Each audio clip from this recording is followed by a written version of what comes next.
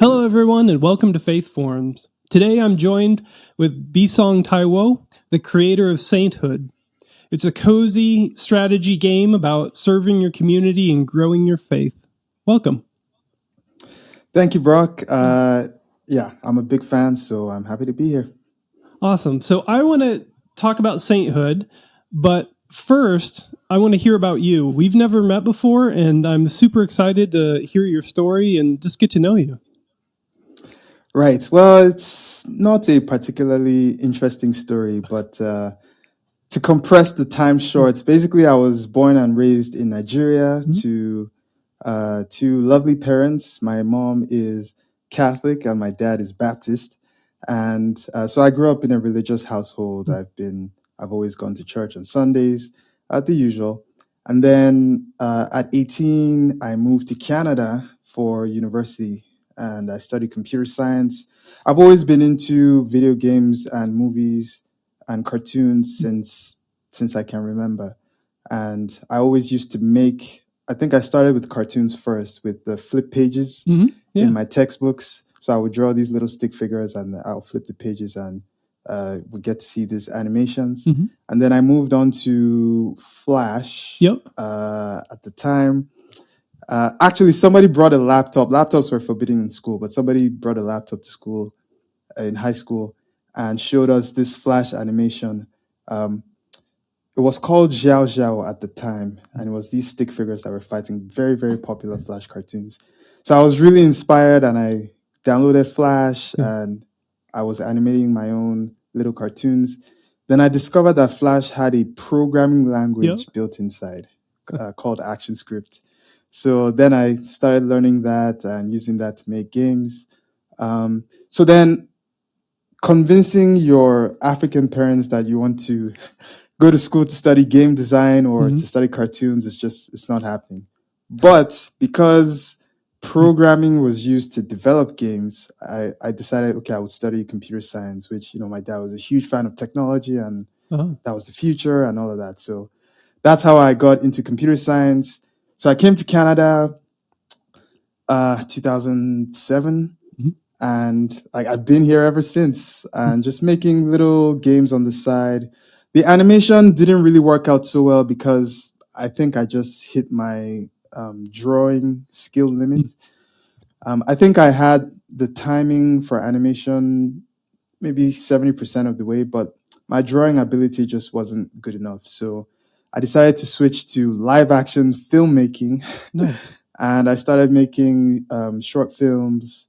Some of them played at local film festivals. I won an award here and there. Oh, nice. My latest actually came out last year. It's on Prime. It's called Mary's Way of the Cross. And it's like this very stylistic black and white reimagining of the mother of Jesus's headspace while during the Passion. So I've veered more into religious filmmaking, and I guess my mantra is it's kind of like, first of all, I know Christian media kind of has a bad rap, and the podcast episode of yours that I liked was, I think it was titled "Why Christian Media is Bad," and you had like 4 panelists.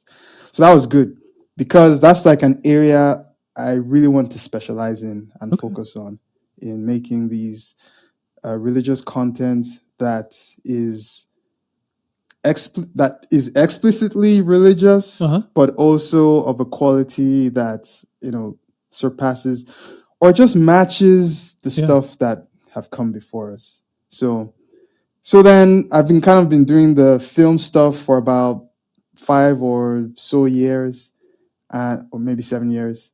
And then in 2020, when the pandemic hit, I decided to make Sainthood, just because I thought, okay, so actually the reason I flipped back into game, I used to make games from around 2013 to 2016. I worked at a small video game independent company, but I had to leave because, man, the hours were crazy, working like 26-hour days. Oh man. It was insane. Yeah, for 3 years. And it was just crunch time all the time. That was the regular work hours. And the pay wasn't that great. So I left and I joined a payroll company developing financial software. Not as exciting. So I was making my own little games on the side on mobile. Didn't do too Okay. well. They were kind of just average, 6/10 passable stuff. Didn't really catch fire or anything. So I couldn't And really are make a th- career. Yeah, go ahead. and were those like your first games that you were worked on? Yeah, those were the ones that I commercially, well, with the intent, they didn't really sell anything, but with the Sure. intent to make money.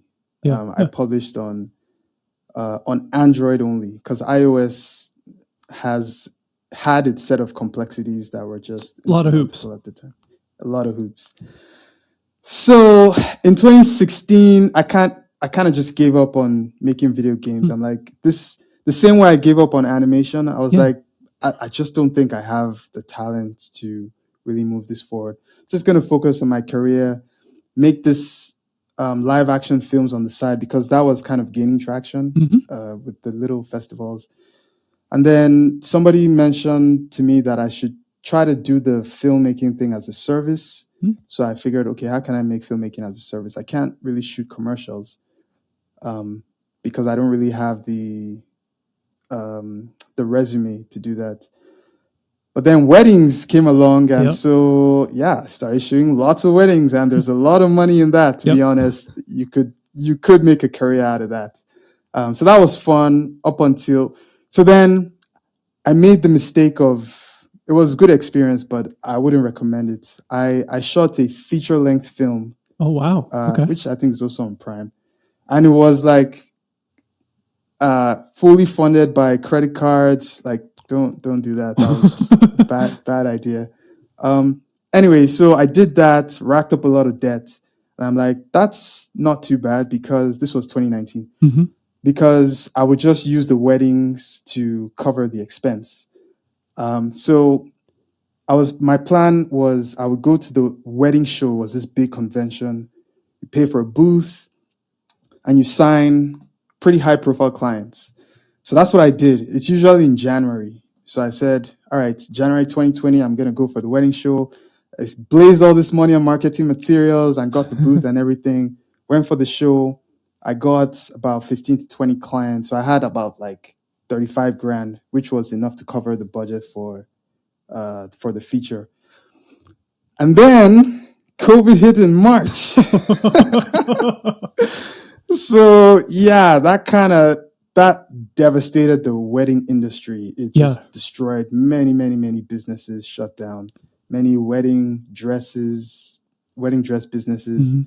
just died. So I'm like, all right, well, that's kind of a problem. Then around the same time, the same year, that summer in July, I think, George Floyd died. Mm. And that kind of triggered this crazy wave of how do I put it? It kind of bled into Canada in Okay. terms of like media representation. And so because of that, grants just started pouring out. I don't know, like there's just a lot of money. So I'm like, all right, I'm gonna take advantage of this. And so with all the grant applications, I was able to cover that cost. And Oh, then I nice. was able to make a few more films. And then I was able to just work on this. So this game Mhm. started its life in February, I think. And when you say this And game, Sainthood. Sainthood, yeah. Yeah. I was kind of just working on it in the background. It wasn't meant to be a commercial thing. It was just I just wanted to just make like the creativity Yeah. bug just doesn't go away, right? No. So yeah, it was just a thing I was working on. But anyway, that's how I managed to survive the last 5 years, plus my financial software development job. Wow. There's I so know. many things I want to dig in there. The first thing I just want to double click on Flash. That's exactly where I got a lot of my experience. So I came at it from the art side. I grew up Right. in a really small town here in Iowa, and was into technology, but I never really knew about. Nobody programmed or anything, so I thought I would get into video games through 3D art, animation, a lot of similar things. And then, but eventually, I kind of hit a wall too with animation, and I think I just didn't like the tediousness of the keyframing and all of that. Yeah. But Flash was such a beautiful tool. It was. Loved Flash. You could make anything in Flash. Yeah. So let's see, what version did you? Were you in ActionScript 2 or 3? I started way back in the day when it was still owned by Macromedia. Oh, yep. So I started with ActionScript 2, where you could just, the scripts could be on the objects themselves, and you would like literally code the scripts on the, so like you would draw a shape on the screen, and then you attach the script to that, and then you just code on that object. Then in ActionScript 3, that was around, I started because I was also in school. I had just graduated from, I had just gotten into university, and we're learning about object-oriented programming, right? And separating your classes and, proper structured programming. So with AS3, I was able to properly define my classes and separate my concerns and just do things a little properly, which I don't think I would have. I think I developed some bad habits using AS2, to be honest, because I was in school and school was kind of going this way, like this is the convention and programming standards that you should follow. And with AS2, I was just coding on the objects, like which you really shouldn't be doing. So it's hard to maintain, that's for sure. It is. Yeah. Yeah. So I also want to hear more about your parents. Like for my parents, they saw that I had some giftings that, God given, but they weren't, artists. They weren't super into technology. And so they were supportive, but it also at some points they just didn't understand. I'm curious if that is similar with your parents. Yeah, so I'm not unique in that case. If you ask any millennial African about their parents' relationship with the arts, it's not going to be good. So my parents, I think I was just fortunate that you make games through programming. Yep. And so my dad has always been a huge fan of technology. And so he was excited when I said I was going to study. I didn't say I was going to study computer science to make games. I said I was just going to study computer science because computer science has a very wide, has many applications. Yep. So I could get into any industry with computer science. So he was happy with that. And now, were you secretly hoping that you would do games at some point, or who me? Yeah. My plan was to go into games. Okay. That was the plan. Like I had no interest in any other industry other than I've been watching video game creators on like Xbox magazines and PlayStation magazines. And like that was the dream job. That's exactly what I wanted to do.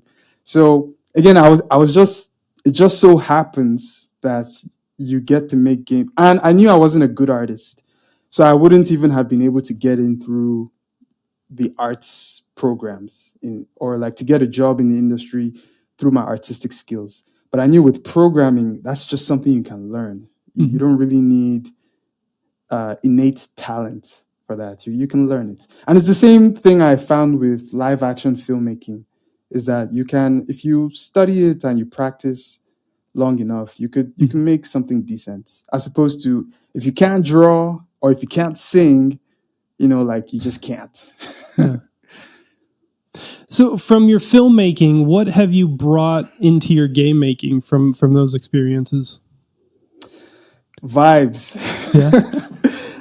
I think that's the only way. I guess you could call it creative direction. But I think there's a particular vibe that I'm just looking for that I just know it when I feel Yeah. it. And I think based on the comments that I've seen on the game, is that it has kind of verified that, okay, I Hmm. think if there's any kind of talent that I have, I think I know how to nail a vibe. Yeah, it has a very strong art direction for sure. Um, yeah, let's dig into that a little bit more. Did you create all the 3D No, art and stuff in it, or I am not an artist. okay? So it's the all the art actually is a combination of many things. So the characters that speak to you are drawn by a friend of mine who's credited in the game. Her name is Shade, and but then the portraits of the saints, those are done by another guy whose name is Raphael. But then the 3D art is mostly from the asset store, Okay. like the Unity asset Yep. store. And then I applied some like post process. I love post processing, so lots of color grading, depth of field. There are just a lot of little things that you add to kind of synergize everything and make it look Hmm. nice.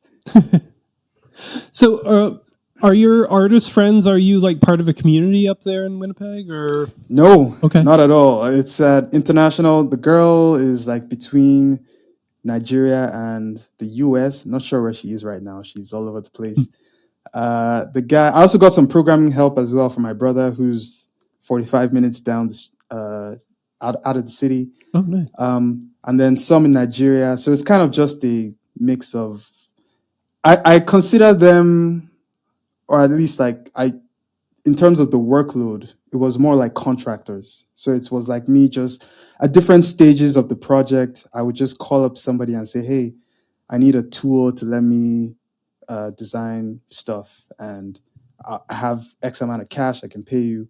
And then we'll work on it for 3 months, and that's it. And then they move on. And how long did you say it took you to make it? So because of the way I worked on it, where I would go like 6 months without touching the project at all. It was really a hobby that I was just tinkering with from 2020 February until I want to say 2020 through 2024 maybe. Okay. And then it got the attention of Microsoft. Well, it didn't get their attention. I submitted to Microsoft. They still have a developer acceleration program. So I submitted it for that, and it got in, and so they gave me some cash.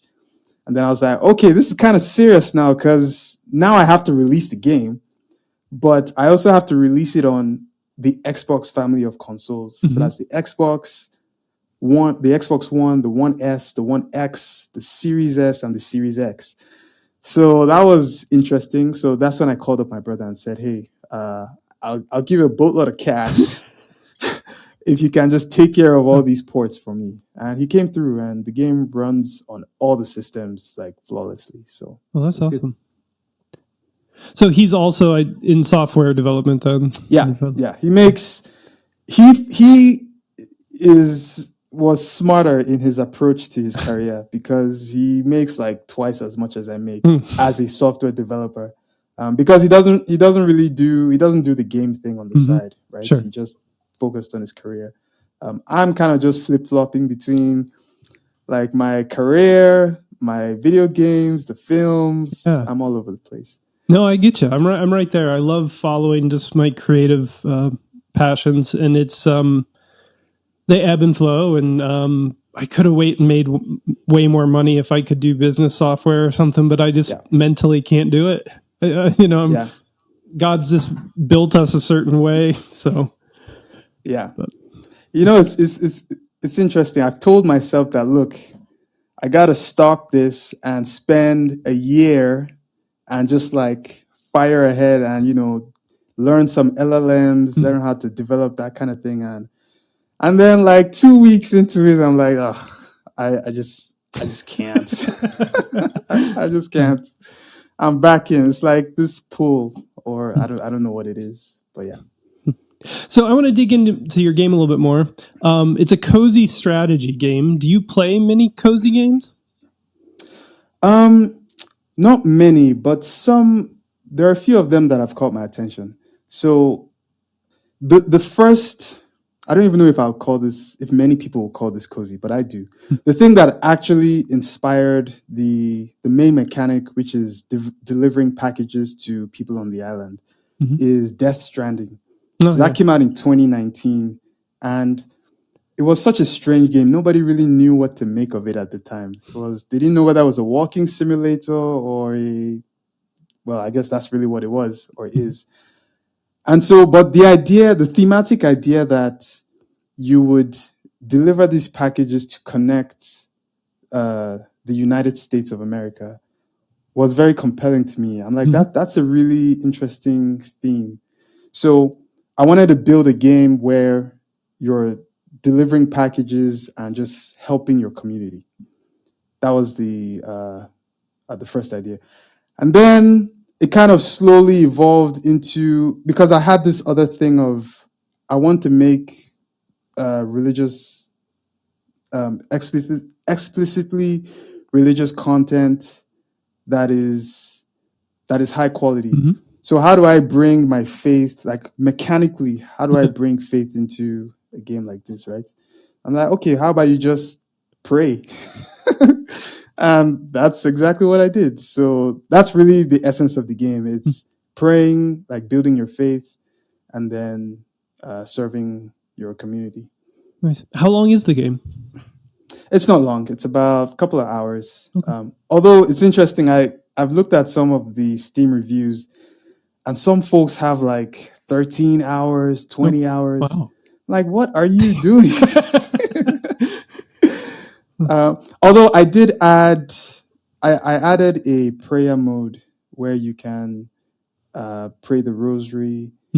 So maybe I don't have any like analytics in there to see if that's what people are doing, but I don't know. I don't know how people are spending more than a couple of hours in the game.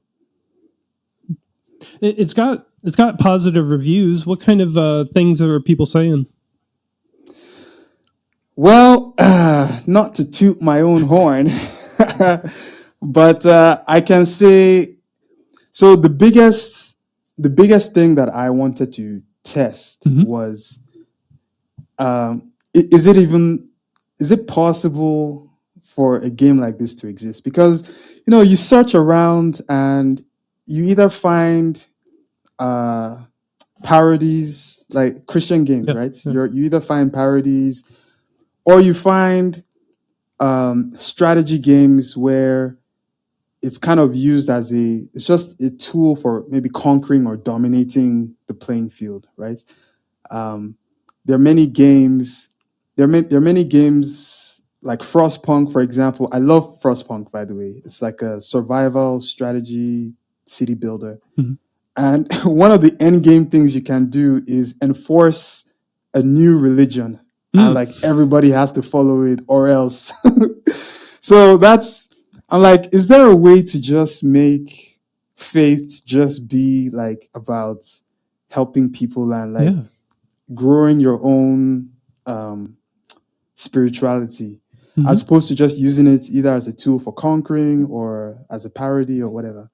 So that was the first test. And then the second thing was, can it be of a good enough quality that people don't just dismiss it or laugh at it or say, yeah, it's good enough for a Christian game, we'll throw you a couple of bucks here. And what I found in the reviews is that it passes both tests. And like, it really passes them. The scale isn't like, I haven't sold 1 million copies. So maybe that would be the ultimate test. But for this niche test on Steam and on Xbox, two different player bases. Yeah. I don't know any of these guys. It's not friends and family. They don't owe me anything. They don't have to leave nice reviews. And like, the reviews just keep trickling in, and awesome. People keep buying it. And I see random playthroughs on Steam, on YouTube, and like, secular people like the stuff too. They're like, is this real? Like, is there is this actually a religious game or like? And then you see in the comments like, yeah, this is really a religious game, and it's actually not bad. So that's like it's the best thing to see Yeah. so far. I'm curious, in the process of making it, what did you learn, and like how did God grow you through that? Yeah, I learned that uh, you have to compare, because you have to treat the product like the consumer doesn't owe you anything, right? They don't, just because you're Christian doesn't mean that you can get a pass with a mediocre product. Yeah. And the thing that I learned is that in the past, like, I'm Catholic, right? I like to look at our history in the arts. Yeah. I mean, we've got a lot. So rich. Like, there is no excuse in 2025 to not meet that standard. Right. There just isn't. So if we're still talking about sacred paintings today, and Gregorian chants and poetry and sculpture and cathedrals, I mean, like, there's just no excuse. So that's kind of what I learned, like, while making the game, is just to pretend like this was going to be in a Microsoft showcase. Like, how does this have to look to be in a Nintendo indie partner showcase, if you watch one of those things. Mm-hmm. And so I would have a video of the cozy games that make those showcases, and I'll have my game and just see how it compares. And it's the same thing I do with films too. With my last film, because I shot it in black and white, my target was, there's this film, it's called The Lighthouse. It's a very strange. I watched lots of strange films. Yeah, by the way. I've watched it. Oh, you've seen The Lighthouse? Yeah, Oh, William yeah. Okay. Dafoe, and yeah. Yeah. It's I love it. So that was my target reference. I had that there, and I put my film, Mary's Way of the Cross, and I'm like, does this come close? Mm-hmm. Because at first glance, people should just come in and be curious about the product for its own sake, and then be surprised that, wow, this is actually a religious thing. This is a Catholic thing. Wow. So that's what I learned over the course of these 5 years. If someone plays the game, is there anything you hope that they walk away with? Yeah, I mean, cozy games in general are meant to be the games you go to after a long day at work. You just put it on, you relax. There isn't a lot of pressure. Although in my game, it's a little, there is some pressure. If you don't, there is, yeah, because if you don't, there are faith point targets. There's a faith point target, and there's a charity point target that you have to meet by the end of the game. So the game takes place over 33 days. And if you don't meet those targets at the end, the ending that you get is, from what people have said and from the streams I've seen, it's pretty devastating. So less than cozy. yeah, it's less than cozy. It's hilarious when people play through for the first time and they don't get it. They're just like distraught, and I find that super hilarious. But then inside the game itself, because there isn't enough time to do everything. So you really have to, it's a strategy game, right? Yeah. So you really have to plan your day and plan how you're going to use your energy and how you're going to move around the map, because moving around the map also takes time. So there's a little bit of pressure there. Whereas in a game like unpacking, you can take as long as you need to unpack your boxes and decorate your things. And so in that sense, perhaps maybe I fall short a little bit of the cozy thing.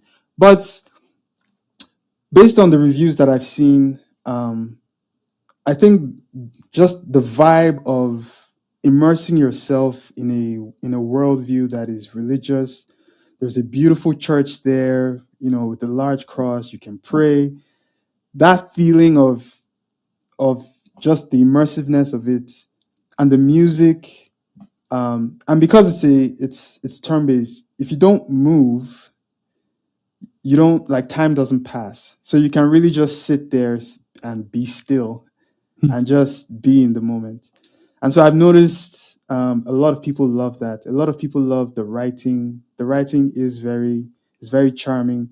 I wanted to create a prioress. A prioress is the head of a convent, the female head of a convent.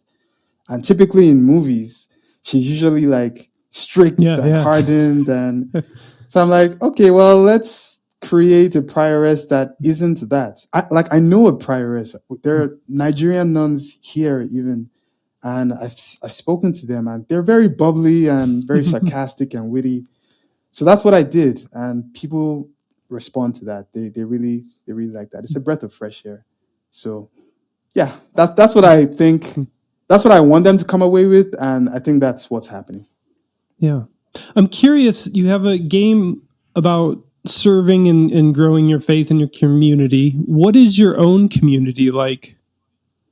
Right. Yeah. So that has many definitions because I'm an immigrant, right? Yeah. So just because I'm in Canada doesn't automatically mean I've left my folks in Nigeria behind. So I have a community there.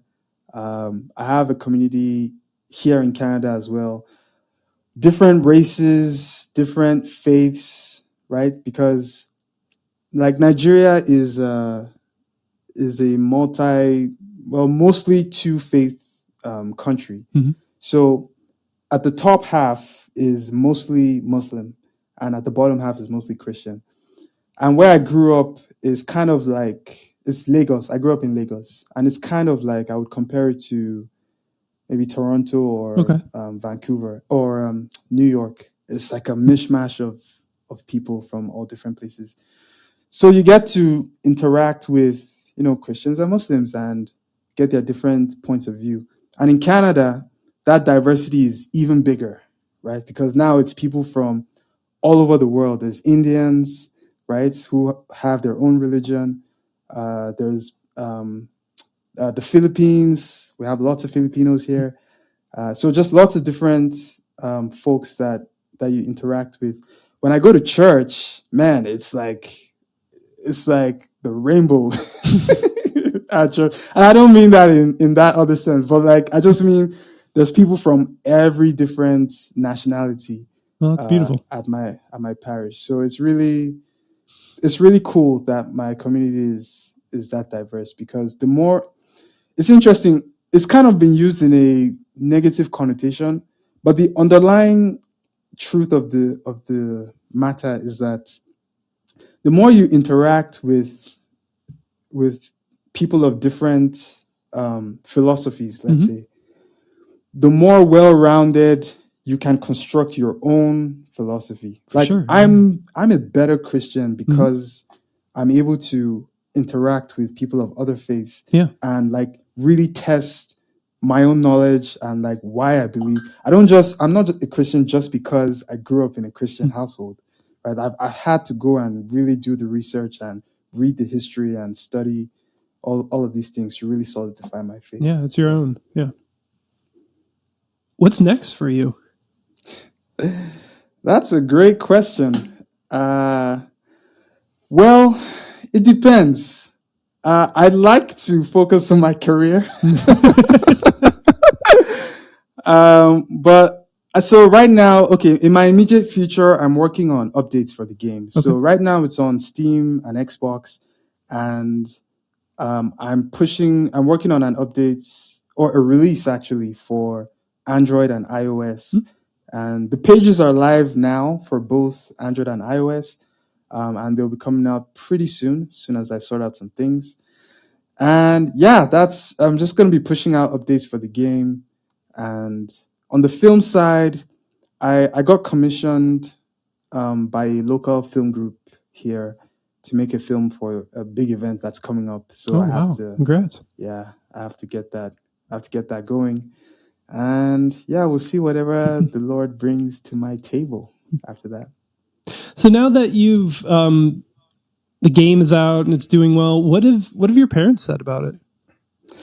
My parents are proud. See, that's the thing with African parents, right? Like, they chastise you like throughout your growing up years, and as soon as you hit some kind of little success, they're like, "Ah, yes, this is my son," and they brag to all their friends and all of that stuff. So they're really happy about it. My mom was just asking for links to to to my two projects, like the film and the game, and so I already know that's because it's probably going out to a circle of friends or something. So they're really happy. Awesome. What about I saw that you and I think we're both connected on the Imladris server. Have you been able to plug in much to the community or? Yeah, you guys are great actually. It's the first time um, I've joined a community that has real working professionals in the industry that also happen to be Christian, and lots of different perspectives too. Because some folks are following the let's call it the C.S. Lewis and Tolkien routes, right? Mhm. Where it's like, yes, you can build great products that are not explicitly Christian, but the underlying themes are Christian in Mhm. themselves. And of course, that's a phenomenal route to take because C.S. Lewis and Tolkien did it perfectly and almost to perfection, actually. The reason I'm going this route, okay, so just speaking of the Imlagis community, I mean, it's perfect. Like, I love being there. I love posting on there, and I love reading all the chats. And there's the big events coming up.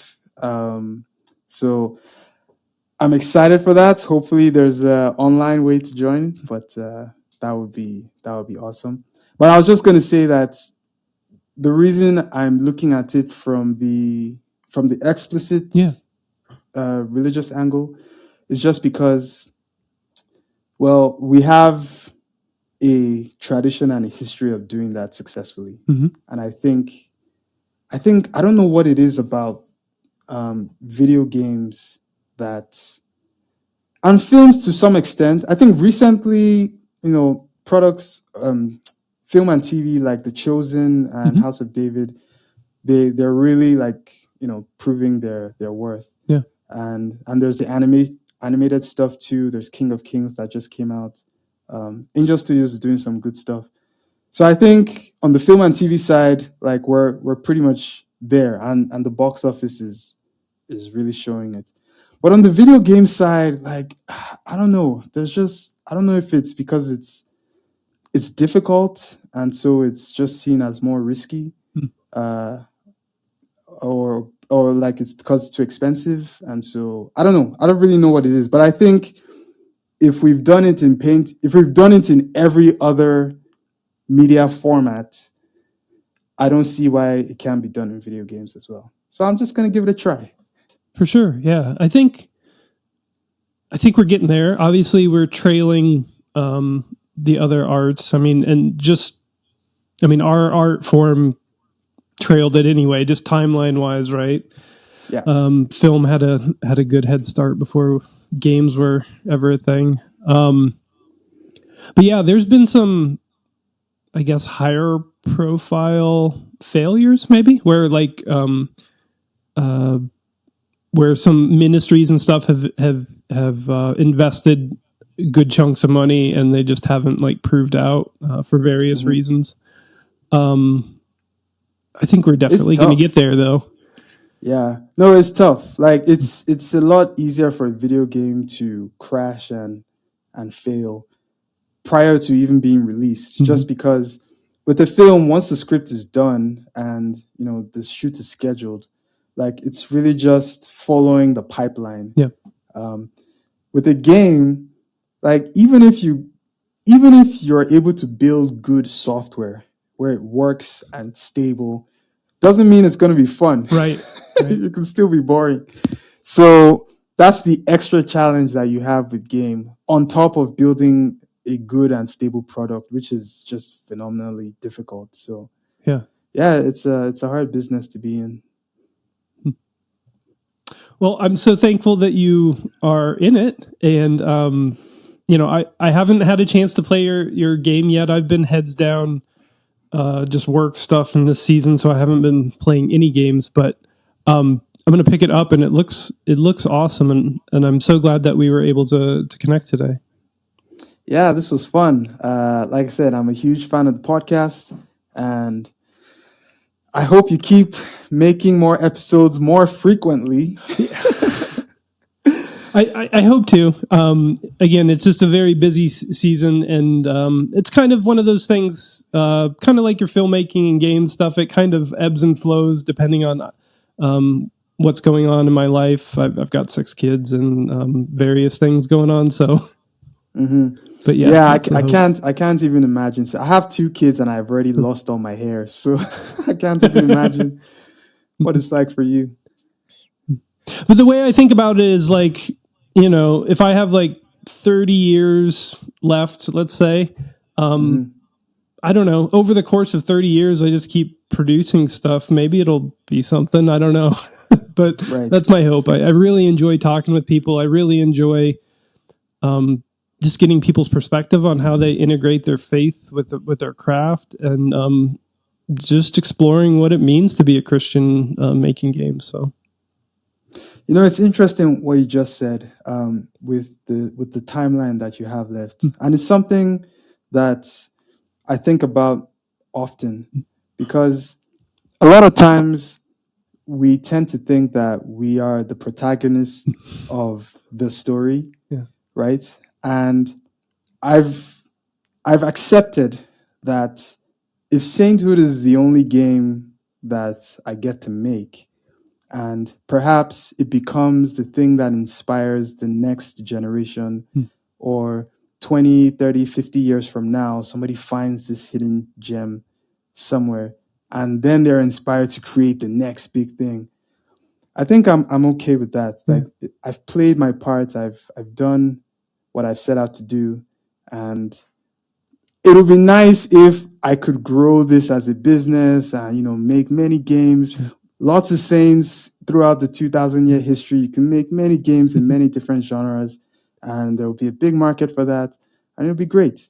But I think it's just important to realize that a lot of folks whose works we enjoy and appreciate now did not live to see that glory. So it's just something I think about often. Yeah, I'm just so thankful that as a kid I fell in love with games, and it's the only thing I wanted to do. And it sounds like same thing with you. And I'm just so thankful to God that I get to do it. Like what a gift that is. Just so. Yeah, agreed. Well, awesome, brother. And I pray, I don't know what God has in store for you in your career, but just keep putting out good, beautiful things. I appreciate that, man. Yeah, one of the things, I think it's Bishop Barron, or it might just be a traditional saying, is that, it's all about the good, the true, and the beautiful. Yeah. And so I think if I just stay true to that and embody that in my work, then I think I'll be on the right path. So we'll see what God has in store for me. Amen to that. So we're going to have links for everybody in this episode, but where should people go to check out Sainthood? You can go to sainthoodgame.com, sainthoodgame.com. It's got links for the Steam, Xbox, iOS, and Android. And you can get as many copies as you can, share with your friends, and like, let me know, like, leave feedback, leave reviews, like, let me know if, like, what you'd like to see, or just how you feel about the game. Awesome. Well, it's been such a pleasure to talk with you today. Thank you. This was fun. Thanks so much, Brock. Yeah.